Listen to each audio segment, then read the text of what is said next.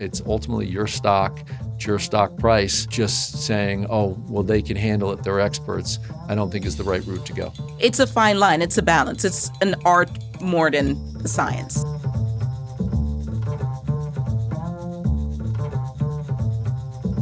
Welcome to The Pop, a new podcast from Superstate about America's IPO machine.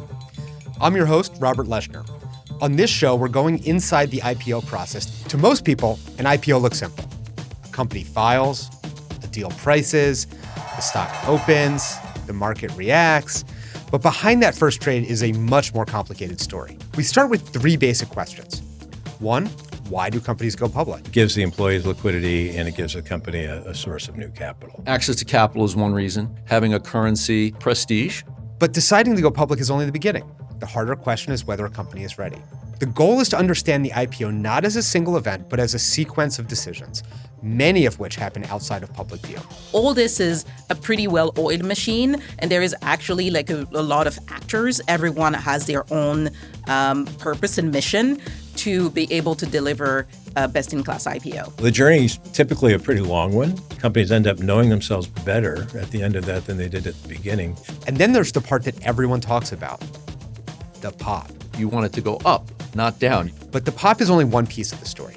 A successful IPO isn't just about the first trade. It's about what happens after. What is not being communicated in the press is what is the quality of the order book. You can become a broken IPO right out of the gate, through bad allocation, that happens. And then you can become a broken IPO 6 months from when you went public. The IPO market is also changing.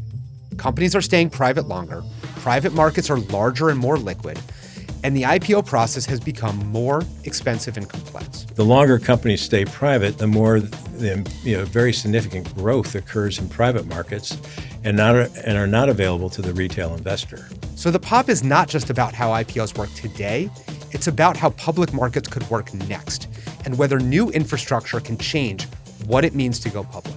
Blockchain is a technology that eliminates almost all the frictions and creates almost like a blank whiteboard of what is now possible for capital markets. This season starts with the IPO as it exists today and ends by asking what the next version of capital markets could become. This is The Pop.